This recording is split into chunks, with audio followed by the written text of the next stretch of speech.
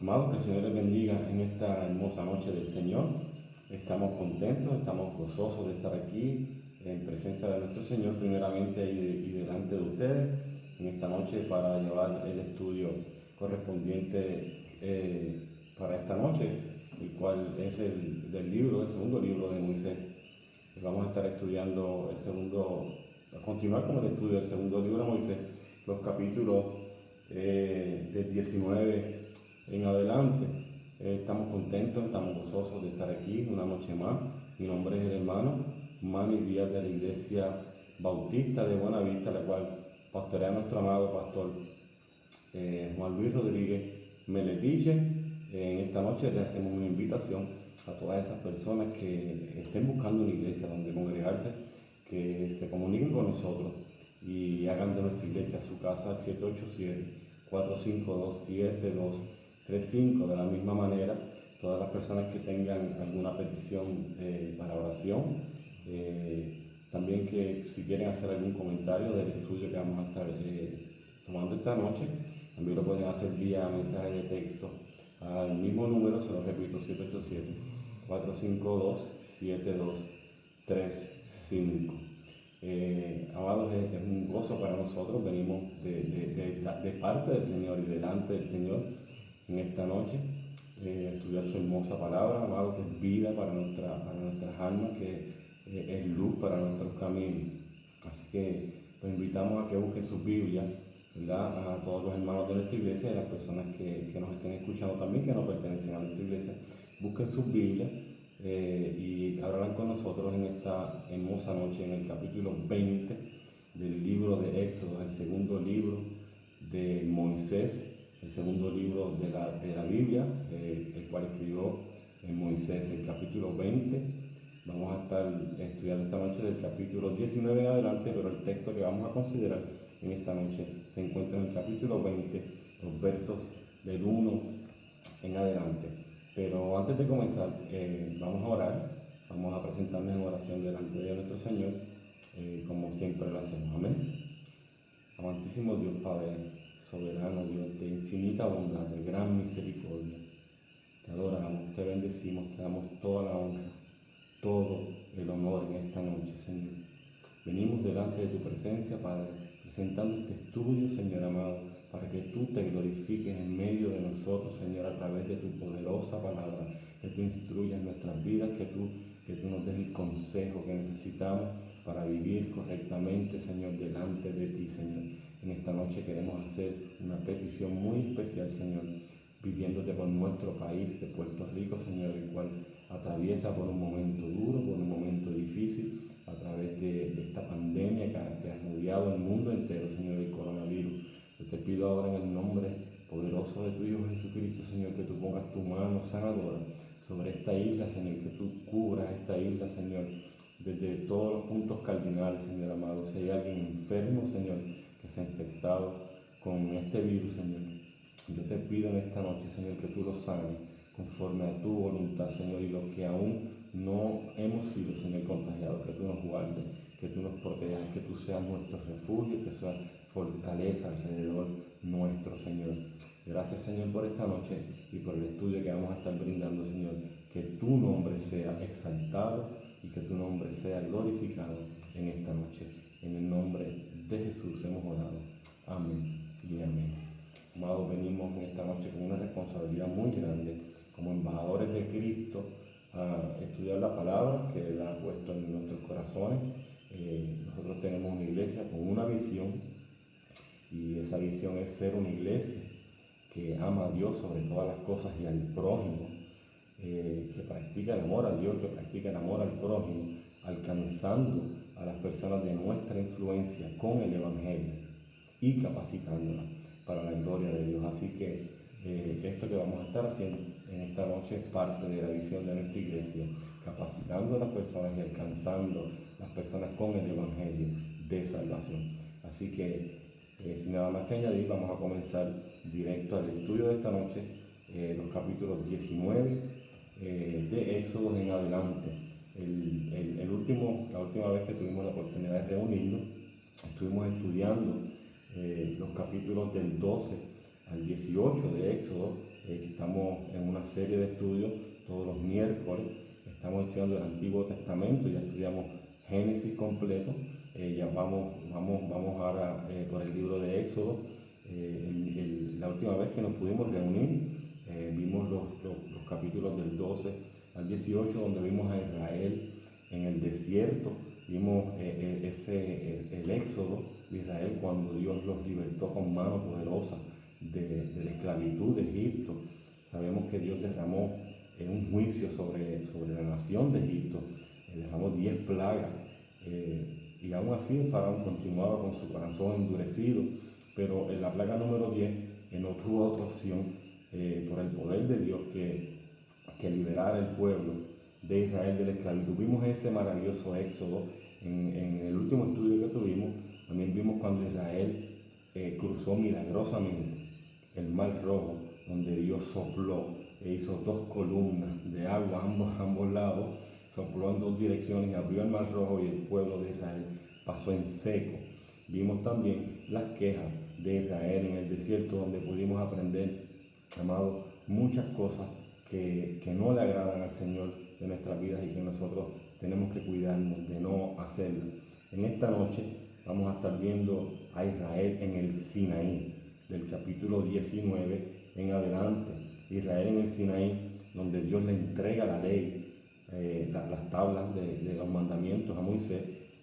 También vamos a ver el quebrantamiento de esa ley hasta donde el tiempo nos lo permita, ¿verdad? Y las instrucciones del tabernáculo.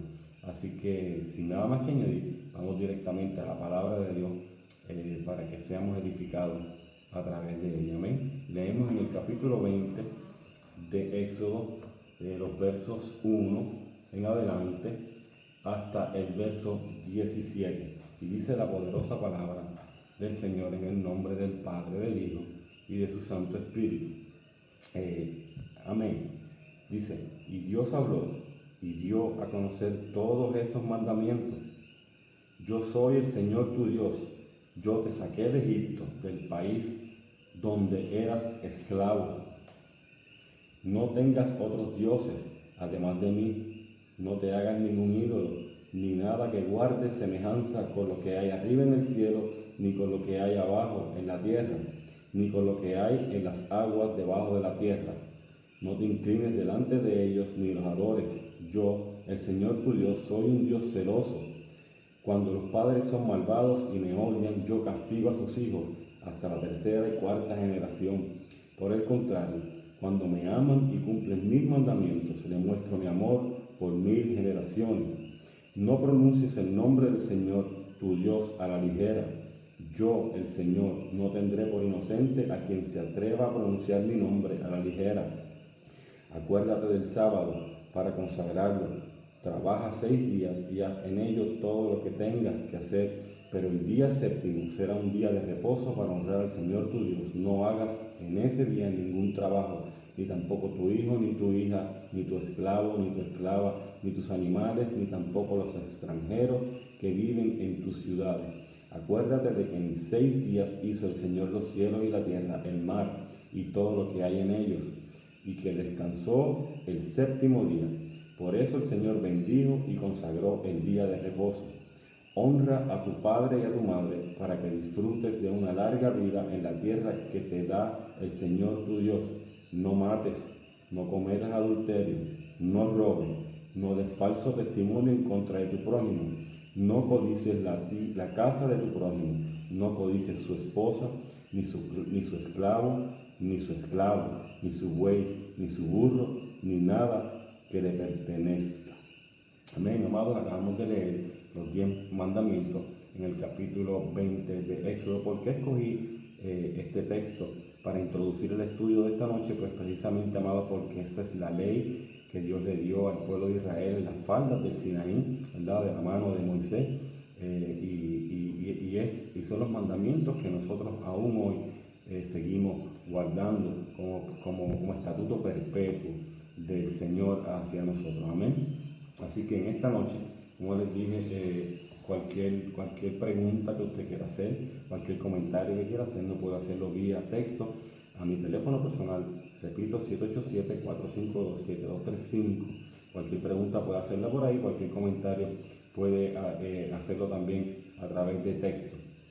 Así que, amado, como bien le dije, Israel, Dios acababa de liberar al pueblo de Israel de la esclavitud del pueblo de Egipto de una manera milagrosa, a través de las plagas, a través del cruce del Mar Rojo. El pueblo continuó caminando en el desierto. Cuando Moisés subió a recibir las tablas del mandamiento, se encuentra cuando desciende del monte, se encuentra con una situación un tanto difícil. Encuentra el pueblo adorando un becerro de oro, y parte de eso es lo que vamos a estar estudiando en esta noche.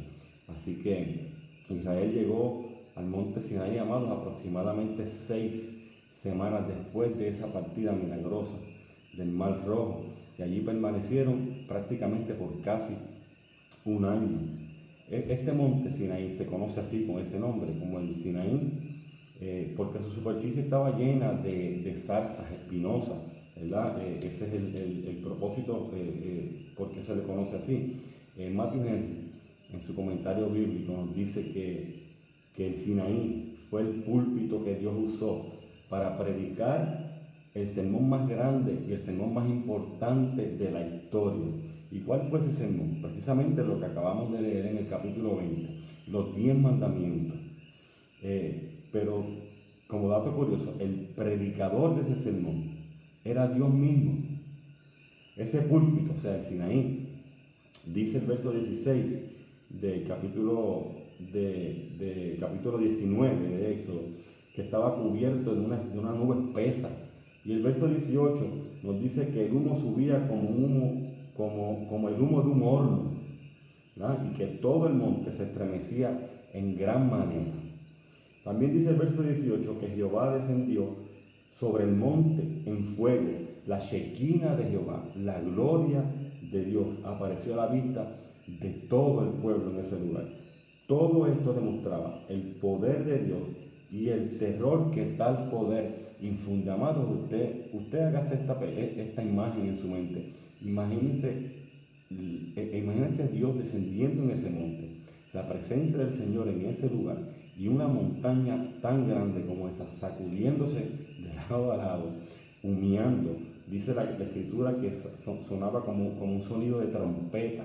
La montaña echaba humo hacia afuera, temblaba de lado a lado. El poder de Dios en ese lugar, amado, era algo terrible.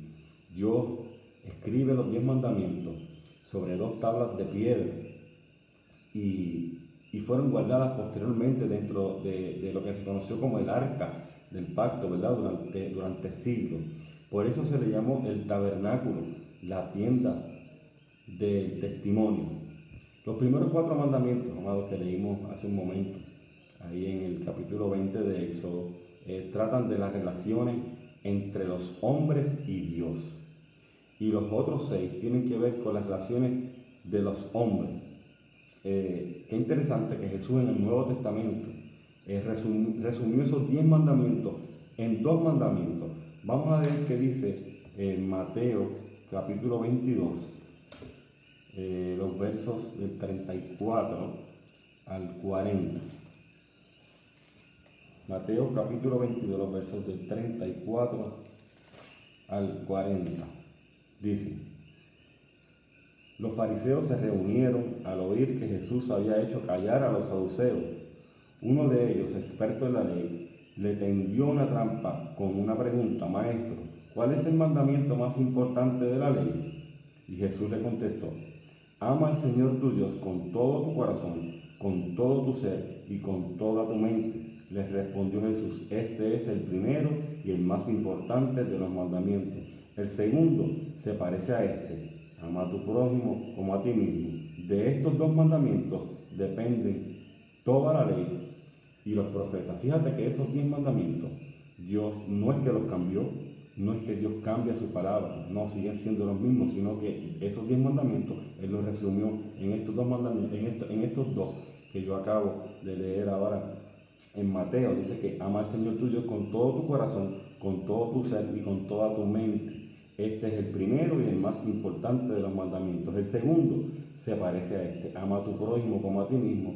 De estos dos mandamientos depende toda la ley y los profetas. Amado, yo he escuchado en tantas ocasiones a cristianos decir que Jesús quebrantó la ley, en un gravísimo error cuando Jesús no quebrantó la ley. Él vino a cumplir la ley. Fíjate que lo interesante del orden de los mandamientos, pues solo los que aman a Dios pueden amar a su prójimo. Primera de Juan 4:20 nos habla de una manera hermosa respecto a esto. Primera de Juan 4:20 dice: si alguien afirma, yo amo a Dios, pero odia a su hermano, es mentiroso, pues el que no ama a su hermano, a quien ha visto, no puede amar a Dios, a quien no ha visto. Fíjate que esto que les acabo de decir, personas, incluso cristianos, diciendo que Jesús quebrantó la ley, eso es algo muy peligroso, pues el Señor mismo es la ley. Jesús es la palabra, es la ley. Él no se va a contradecir él mismo. Ya entrando en lo que es el capítulo 21, capítulo 21 al 23, vamos a ver las leyes civiles y las leyes ceremoniales, ¿verdad? Ya vimos los 10 mandamientos. Ahora vamos a ver las leyes civiles y las leyes ceremoniales. Los 10 mandamientos fueron la ley moral para el pueblo de Dios. Fíjate que los 10 mandamientos fueron la ley moral para el pueblo de Dios. Y después de esto Dios le entregó las leyes por las cuales debía gobernarse la nación, lo que se conoce como las leyes civiles, ¿verdad? Fueron leyes dadas a un pueblo dedicado al pastoreo y a la agricultura. Estas leyes, tanto la moral, los 10 mandamientos, como las civiles y las ceremoniales, colocaban a Israel en un gran contraste con las prácticas de las naciones que los rodeaban. Recordemos que Dios siempre quiso hacer un pueblo santo, un pueblo diferente a los demás, un pueblo separado del resto de las naciones, que fuese diferente a los demás. Por eso les dio leyes ceremoniales y les dio leyes morales, ¿verdad? Muchas de estas restricciones en cuanto a alimentos y sacrificios las podemos comprender mejor a la luz de las prácticas de los pueblos paganos. Por ejemplo, cuando vemos el capítulo 23 de Éxodo, en el verso 19, se prohibía guisar el cabrito, ¿verdad?, en la leche de su madre, lo cual era un rito religioso pagano de los cananeos. Vemos cómo Dios está haciendo una diferencia entre su pueblo y entre los pueblos y entre el resto de las demás naciones paganas, ¿verdad? Pero es muy interesante que podamos entender que aunque Dios dio leyes morales y leyes civiles, estas leyes estaban entrelazadas y son inseparables.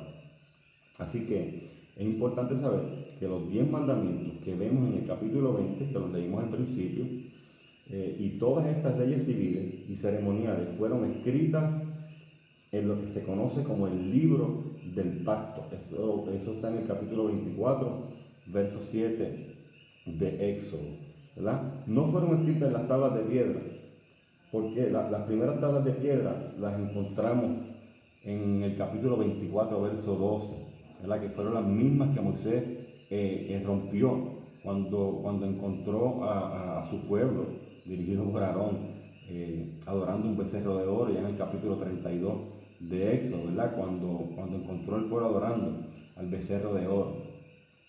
Luego en el capítulo 34 encontraremos las segundas tablas, que estas, aunque igual que las primeras, fueron escritas con el dedo de Dios. En esta ocasión fue Moisés quien las cortó y que las alisó. Las primeras Dios se las entregó terminadas, ¿verdad?, por así decirlo. En el capítulo 24, los versos 4 al 8, capítulo 24 de Éxodo, ¿verdad?, los versos del 4 al 8, el pacto fue hecho con un voto de obediencia y sellado con un sacrificio. Ese altar que vemos ahí en esos versos, en el verso 4, ¿verdad?, el altar representaba a Jehová, las columnas, en el verso 4, a las 12 tribus de Israel. La sangre esparcida sobre el altar y sobre el pueblo, ¿verdad?, ligó con un vínculo sagrado a Dios y a su pueblo. Todo Israel estaba bajo un pacto de sangre. Amén. Amados, los versos del 9 al 11 de ese mismo capítulo 24 nos muestran algo muy interesante. Dicen estos versos que Moisés y Aarón, Nadab y Abiú vieron a Dios. O sea, lo que podemos decir que fue una teofanía, ¿verdad? Vamos a ver la diferencia entre lo que era una cristofanía y lo que era una teofanía. Cuando Jacob luchó con Dios, ¿verdad? Era Dios mismo, pero en un cuerpo, ¿verdad? En un cuerpo. Ya una teofanía la podemos ver para allá cuando Dios se le presenta a Moisés en la zarza ardiendo. La podemos ver también en la columna de nube, en la columna de fuego, ¿verdad? Los ancianos, ya purificados por el sacrificio, podían disfrutar de la comunión con Dios y tener una visión de la gloria de Dios, pero no podían ver la forma de Dios. Pues el mismo Moisés aclara esto años más tarde, cuando subraya que los israelitas no vieron ninguna figura cuando Jehová les dio la ley. En Deuteronomio 4, los versos del 12 al 15, vamos a ver qué dice. Deuteronomio 4, los versos del 12 al 15 dice: entonces el Señor les habló desde el fuego, y ustedes oyeron el sonido de las palabras, pero no vieron forma alguna, solo se oía una voz. El Señor les dio a conocer su pacto, los 10 mandamientos, los cuales escribió en 2 tablas de piedra, y les ordenó que los pusieran en práctica. En aquel tiempo el Señor me ordenó que les enseñara los preceptos y las normas que ustedes deberán poner en práctica en la tierra que van a poseer al cruzar el Jordán. Pero fíjate qué interesante que el mismo Moisés aquí aclara que ninguno vio a Dios, sino a través de teofanía y a través de cristofanía, ¿verdad? Así fue ratificado el pacto del Sinaí y se cumplió la promesa que Dios le hizo en el capítulo 6, verso 7, ¿verdad? Donde Dios le prometió que iba a estar con ellos, donde Dios prometió su presencia en medio del pueblo. Ahora, en los capítulos del 25 al 30, vamos a ver cómo ese pacto que Dios hizo con el hombre, ahí en las faldas del Sinaí, ese pacto fue violado por su pueblo, ¿verdad? Pero también por su misericordia. Vamos a ver cómo también Dios renueva nuevamente el pacto con su pueblo. En los capítulos 32 al 34, ¿verdad? Esos capítulos 32 al 34 del libro de Éxodo forman un paréntesis en la historia de la construcción del tabernáculo, ¿verdad? Y cronológicamente siguen este relato del pacto de la ley. Por eso es muy conveniente, ¿verdad?, que los veamos antes de comenzar con los estudios que posteriormente vamos a tener del tabernáculo. Amén. Capítulo 32, vamos a ver el quebrantamiento de esa ley. Ya vimos cómo Dios en las faldas del Sinaí le entrega la ley al pueblo a través de Moisés, le entrega la ley moral con los 10 mandamientos en las 2 tablas, pero también les dio las leyes civiles, ¿verdad? Pero ahora vamos a ver cómo en el capítulo 32 el pueblo quebranta esa ley, ese pacto, ¿verdad?, que Dios hizo con ellos, con el becerro de oro. Amado, qué interesante que en menos de 40 días, después de haber prometido solemnemente que guardarían la ley, los israelitas quebraron el pacto con el rey divino. En menos de 40 días ya el pueblo estaba dando los primeros malos pasos, ¿verdad? Donde habían visto la gloria de Dios, donde habían visto a Dios obrar en medio de esa montaña, donde habían visto esas señales en esa montaña, donde habían visto cómo Dios los libró de la mano de Faraón, donde después que ellos vieron cómo Dios abrió el mar rojo, les dio agua en el desierto, les dio maná en el desierto, les dio las codornices en el desierto, y en menos de 40 días de haber hecho una promesa solemne, ¿verdad?, que iban a guardar esa ley de Dios, los israelitas quebraron ese pacto con el rey divino en menos de 40 días. Mientras Moisés estaba en el monte de Jehová, Los israelitas se cansaron de esperar a su líder y le pidieron a Aarón que les hiciera una representación visible de la divinidad. Aquí se pone de manifiesto, amado, la tendencia idólatra del corazón humano, ¿verdad? Siempre el hombre está buscando algo que pueda ver, algo que pueda palpar, ¿verdad? Esa es la tendencia del corazón humano, la tendencia idólatra del corazón humano. El hombre no se contenta con un Dios invisible, quiere tener siempre un Dios a quien pueda ver y palpar. Amado, yo voy a hacer una pregunta. ¿Cuánto nos parecemos a ellos? ¿Cuántas veces nosotros hacemos lo mismo con el Señor, verdad? Inclinándolo por ese lado pecaminoso. ¿Saben qué? Nuestra tentación más grande sigue siendo querer moldear a Dios a nuestra conveniencia. El hombre siempre quiere tener un Dios a su imagen. Fuimos creados a la imagen y semejanza de Dios, pero entonces nosotros queremos siempre formar un Dios a nuestra mente, a imagen y semejanza, en nuestra mente, ¿verdad? A imagen y semejanza nuestra. Pero tenemos que tener mucho cuidado con esto, hermanos, pues el Señor responde con gran ira cuando su misericordia es pisoteada. Amén. Esto mismo sucede con el mundo que no quiere creer en Dios. Nosotros pensamos que la ira de Dios se derrama sobre ellos. Siempre estamos pensando que la ira de Dios será derramada sobre el pueblo que no quiere creer al final de los tiempos. Pero déjame decirte algo, que ya la ira de Dios ha sido derramada sobre ellos por no creer. Vamos a ver qué dice el capítulo 1 de Romanos. El capítulo 1 de Romanos, los versos del 18 al 25. Dice: ciertamente, la ira de Dios viene revelándose desde el cielo contra toda impiedad e injusticia de los seres humanos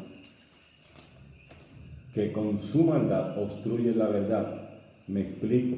Lo que se puede conocer acerca de Dios es evidente para ellos, pues él mismo se lo ha revelado, porque desde la creación del mundo, las cualidades invisibles de Dios, es decir, su eterno poder y su naturaleza divina, se perciben claramente a través de lo que Él creó, de modo que nadie tiene excusa. A pesar de haber conocido a Dios, no lo glorificaron como a Dios, ni le dieron gracias, sino que se extraviaron en sus inútiles razonamientos y se les oscureció su insensato corazón. Aunque afirmaban ser sabios, se volvieron necios y cambiaron la gloria del Dios inmortal por imágenes que eran réplicas del hombre mortal, de aves, de cuadrúpedos y de reptiles.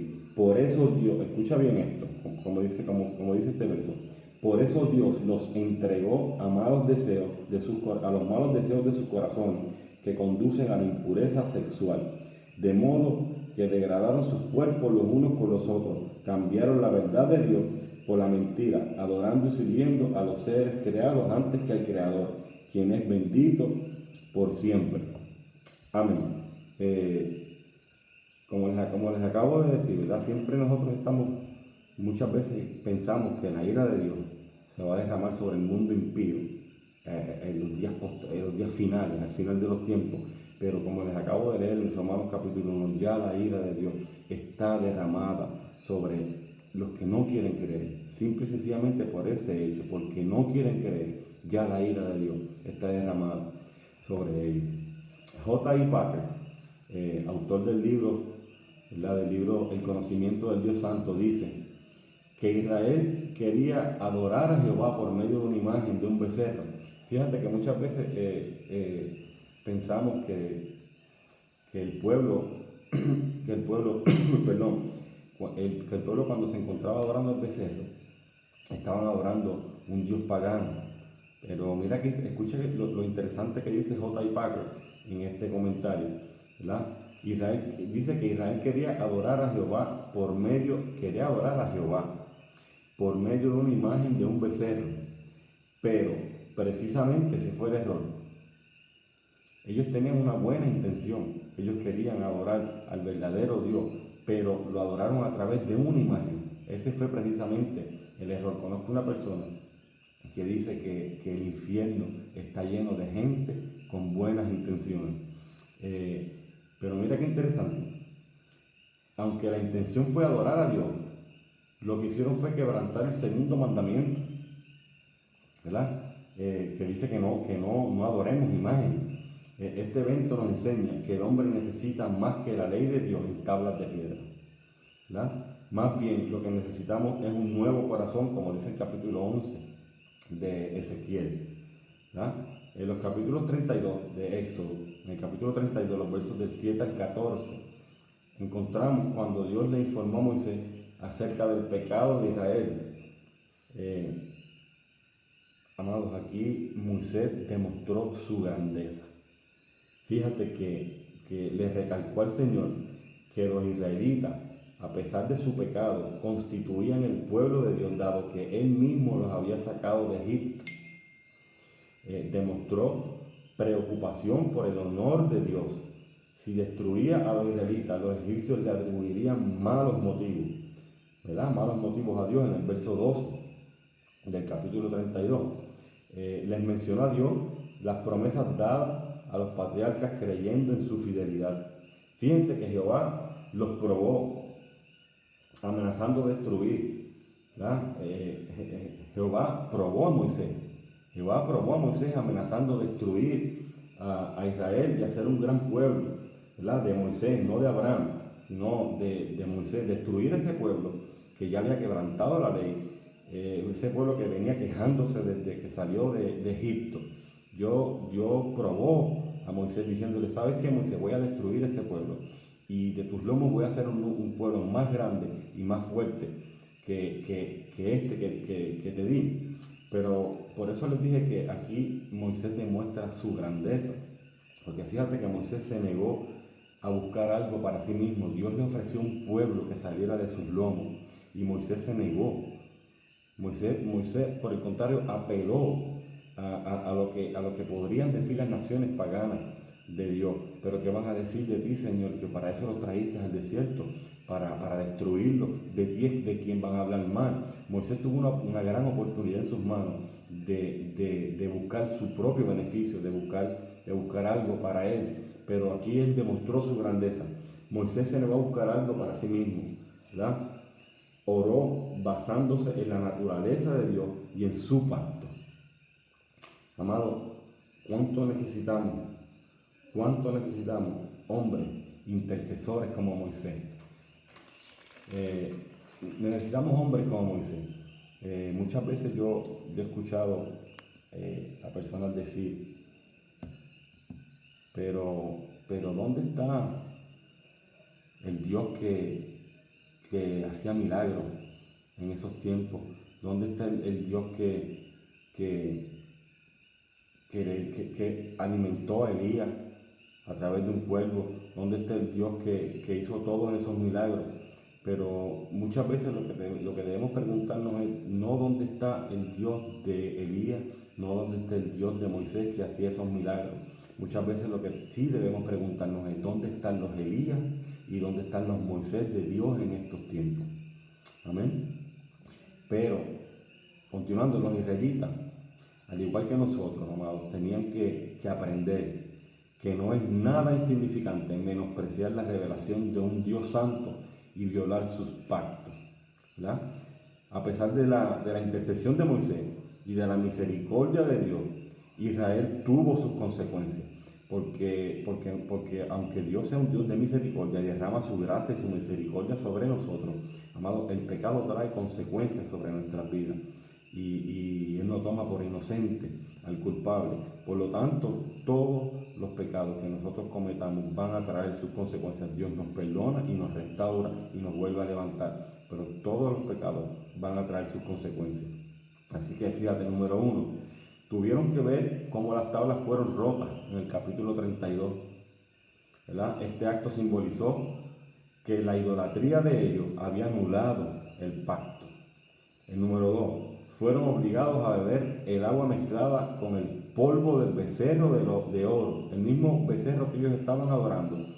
tuvieron que fundirlo en fuego y ellos fueron obligados a beberse esa agua mezclada con el polvo de ese becerro, ¿verdad? Como símbolo de que tenían que llevar la culpa de su propio pecado, en el verso 20. ¿Verdad? Moisés invitó a todos los que quisieran juntarse con él. Mira qué interesante. Los levitas se fueron del lado de Moisés y obedecieron, matando a 3.000 de ellos. O sea, otra de las consecuencias que sufrieron fue la muerte de 3.000 hebreos por haber quebrantado ese pacto, ahí adorando el becerro de oro, ¿verdad? Las tablas fueron rotas, fueron obligados a beberse el agua mezclada con el polvo del mismo becerro de oro, ¿verdad? Y hubo una muerte de 3.000 hebreos. Amado, si nosotros pensamos que nuestros pecados no tendrán consecuencias, estamos bien equivocados. Sin embargo, los levitas, dispuestos a separar su amor, el amor por sus parientes y por sus amigos, pues fíjate que ellos fueron quienes dieron muerte a esos 3.000, los levitas, y estuvieron dispuestos a separar el amor que ellos sentían por sus parientes, porque los que murieron allí eran parientes de ellos. Ellos estuvieron dispuestos a separar ese amor de sus parientes y sus amigos, y estuvieron dispuestos por encima de todo a obedecer la palabra de Dios, y por eso fueron constituidos en la tribu sacerdotal de Israel en el capítulo 32, verso 29. O sea que de la misma manera que nuestros pecados traen malas consecuencias a nuestras vidas, de la misma manera la obediencia al Señor trae buenas consecuencias a nuestras vidas, ¿verdad? De la misma manera que, como les acabo de decir, los pecados traen malas consecuencias, la obediencia a Dios trae un beneficio para nosotros, amén. Esa actitud de lealtad a Dios nos recuerda las palabras de Jesús en Mateo 10, verso 37. Vamos a ver qué dice el capítulo 10 de Mateo, verso 37. Dice: el que quiere a su padre o a su madre más que a mí, no es digno de mí. El que quiere a su hijo o a su hija más que a mí, no es digno de mí.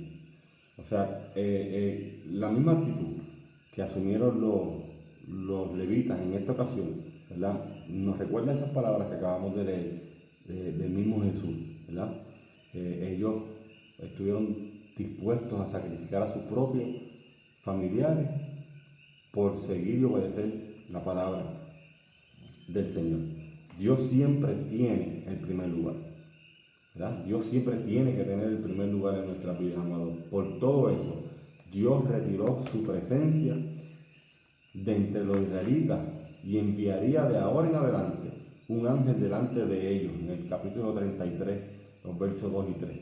¿Verdad? En el capítulo 32, los versos del 31 al 32, amado, Moisés estuvo dispuesto a entregarse a sí mismo por su pueblo. Eso es tipo de Cristo, y fue precisamente lo que Jesús hizo en nuestras vidas. Se entregó a sí mismo por nosotros, ¿verdad? Lo mismo que hizo Moisés aquí. Esto nos recuerda las palabras del apóstol Pablo en el capítulo 9 de Romanos, los versos 1, del 1 al 3. Vamos a ver qué dice el capítulo 9 de Romanos, los versos del 1 al 3. Dice: digo la verdad en Cristo y no miento. Mi conciencia me lo confirma en el Espíritu Santo. Me invade una gran tristeza y me embarga un continuo dolor. Desearía yo mismo ser maldecido y separado de Cristo por el bien de mis hermanos, los de mi propia raza. Fíjate que el propio apóstol Pablo está diciendo lo mismo aquí, ¿verdad? Desearía yo mismo ser separado por la causa de Cristo. Amén. Vamos a ver en el capítulo 33,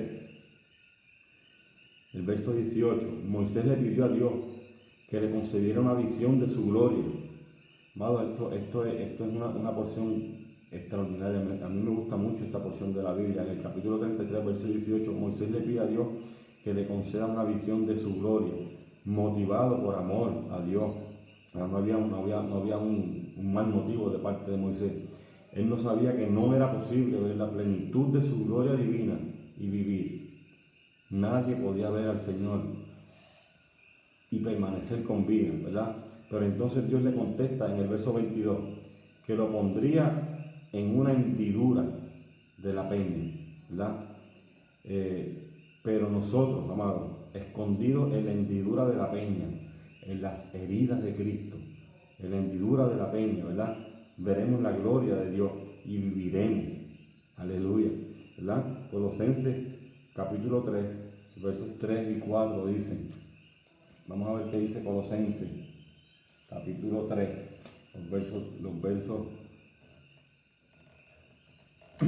capítulo 3, los versos 3 y 4 dicen, ya que han resucitado con Cristo, busquen las cosas de arriba, donde está Cristo, sentado a la derecha de Dios. Concentren su atención en las cosas de arriba, no en las de la tierra, pues ustedes han muerto y su vida está escondida con Cristo en Dios. Amados, lo que les acabo de decir, ¿verdad? Moisés le pidió a Dios que lo dejara ver su gloria. Y como sabemos, y como la Escritura revela, ¿verdad? Nadie puede ver a Dios y continuar viviendo.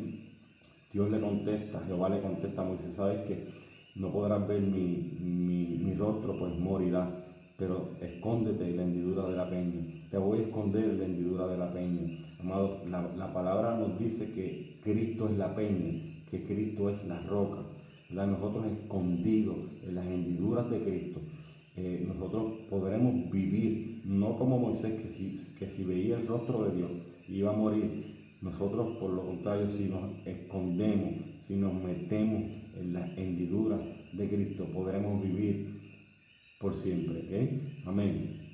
Terminando, en el capítulo 34, el pacto es renovado. La intercesión de Moisés fue grandemente premiada. Moisés volvió a subir al monte Sinaí y allí el pacto fue renovado. Las 2 tablas de la ley nuevas. En los versos 6 y 7, Dios le concedió a Moisés una nueva revelación de su carácter, proclamando su nombre, Jehová fuerte, misericordioso y piadoso, tardo para la ira y grande en misericordia, que perdona y que de ningún modo tendrá por inocente al malvado. Siempre su misericordia y su justicia andan juntas. La misericordia y la justicia de Dios siempre van de la mano, ¿verdad? Como fue el caso de Jesús en la cruz. Dios fue misericordioso con nosotros al no derramar su ira sobre nosotros, ¿verdad? Y a la misma vez nos justificó, nos declaró inocentes siendo culpables. Siempre la justicia y la misericordia de Dios van juntas. ¿Ven?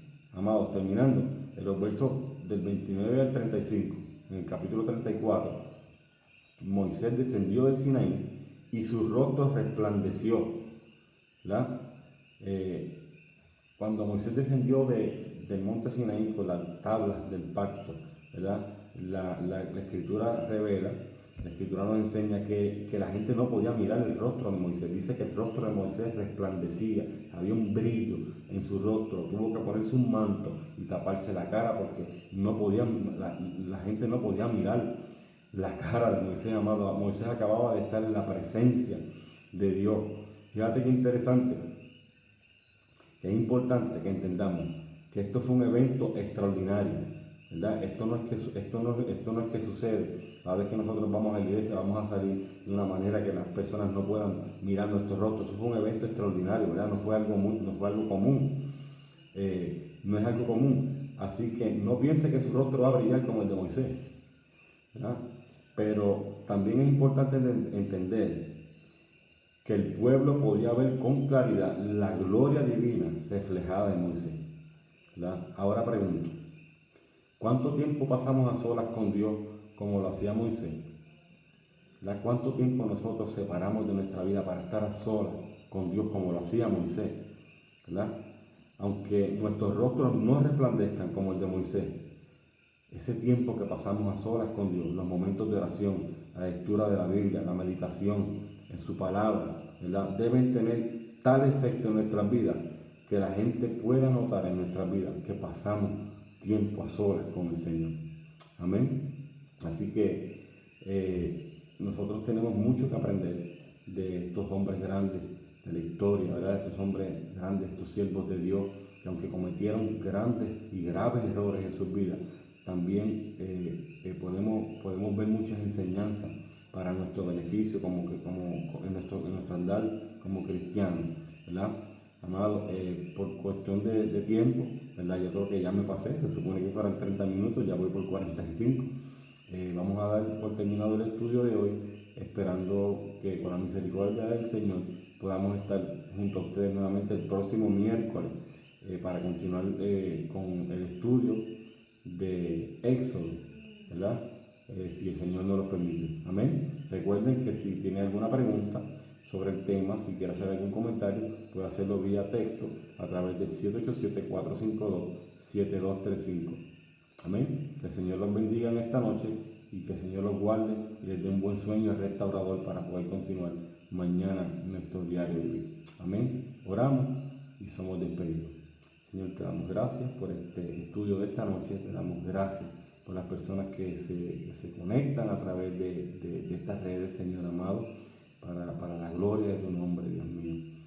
Yo te pido, Señor amado, que la palabra que hoy fue estudiada, Señor, haga, como ella misma dice, haga el efecto por el cual tú siempre le envías, Señor, y que ella no vuelve atrás vacía, Señor, sino que hace el efecto que tú quieres, Señor amado.